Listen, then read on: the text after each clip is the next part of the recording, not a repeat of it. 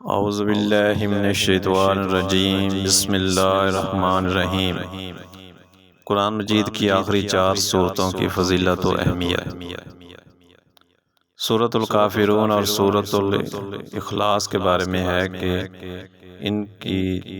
ان کو فجر کی نماز میں جو 2 رکعتیں ہیں سنتے ہیں ان میں پڑھا جائے تو بہت اس کا جو ہے فائدہ ہے۔ حدیث شریف میں آیا ہے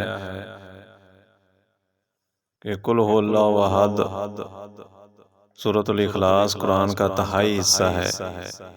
ایک اور روایت میں ہے کہ ثواب میں یہ 1/2 قرآن کے برابر ہے۔ رسول اللہ صلی اللہ علیہ وسلم نے اس صحابی کے متعلق جو امام تھے اور ہر نماز میں قل هو اللہ احد ضرور پڑھا کرتے تھے، اور جب ان سے اس کا سبب دریافت کیا گیا تو کہا کہ مجھے اس سورت سے بے حد محبت ہے۔ فرمایا اس شخص کو خبر دے دو کہ بے شک اللہ تعالیٰ بھی اس شخص سے محبت کرتے ہیں۔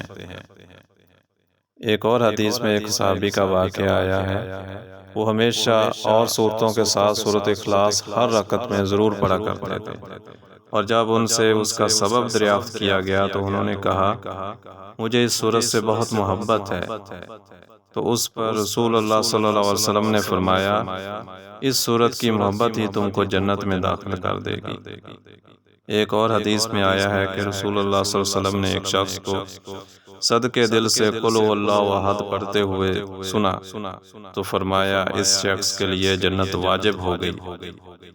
ایک اور حدیث میں ہے کہ رسول اللہ صلی اللہ علیہ وسلم نے فرمایا قسم ہے اس ذات پاک کی جس کے ہاتھ میں میری جان ہے کہ یہ سورہ اخلاص 1/3 قرآن کے برابر ہے۔ ایک اور حدیث میں آیا ہے کہ رسول اللہ صلی اللہ علیہ وسلم نے فرمایا جو شخص سونے کے ارادے سے بستر پر لیٹے اور پھر دائیں کروٹ پر لیٹ کر 100 مرتبہ قل هو اللہ احد پوری سورت پڑھ لیا کرے تو یہ قیامت کے دن پروردگار عالم فرمائے گا کہ اے میرے بندے تو اپنی دائیں جانب کی جنت میں چلا جا۔ اس کے بعد سورۃ الفلق اور سورۃ الناس کی فضیلت۔ سورۃ الفلق اور سورۃ الناس کو موضوعتین بھی کہا جاتا ہے، اور یہ جادو ٹونے اور اس طرح کی اگر کسی آدمی پہ کیا جائے تو اس سے بچنے کے لیے ان صورتوں کا ورد کیا جاتا ہے۔ حدیث شریف میں آیا کہ رسول اللہ صلی اللہ علیہ وسلم نے فرمایا کہ میں تمہیں وہ بہترین پڑھی جانے والی صورتیں سورۃ الفلق اور سورۃ الناس نہ بتلاؤں۔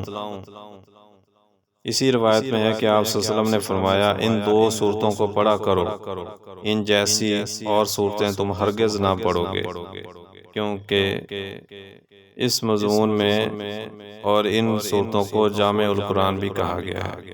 ایک اور حدیث میں ہے کہ رسول اللہ صلی اللہ علیہ وسلم نے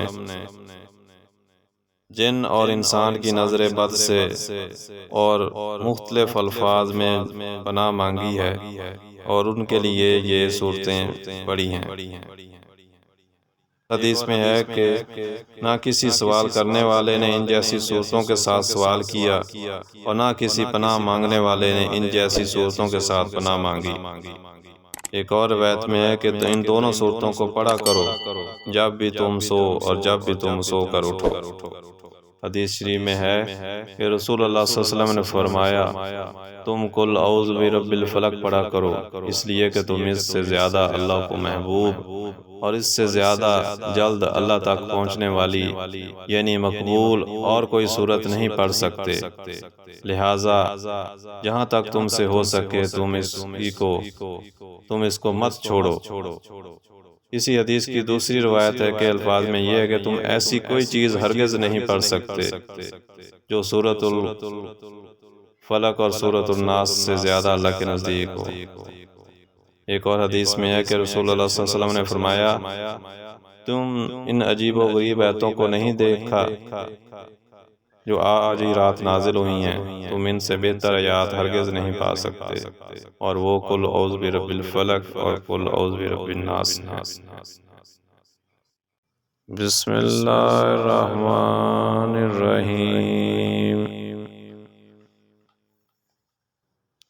قل یا ایھا الکافرون لا أعبد ما تعبدون ولا أنتم عابدون ما أعبد ولا أنا عابد ما عبدتم ولا أنتم عابدون ما أعبد لكم دينكم ولي الدين.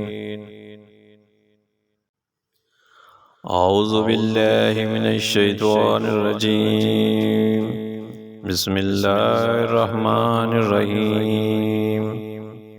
قل هو الله أحد الله الصمد لم يلد ولم يولد ولم يكن له كفوا أحد. بسم الله الرحمن الرحيم. قل أعوذ برب الفلق من شر ما خلق ومن شر غاسق إذا وقب ومن شر النفاثات في العقد ومن شر حاسد إذا حسد. بسم الله الرحمن الرحيم.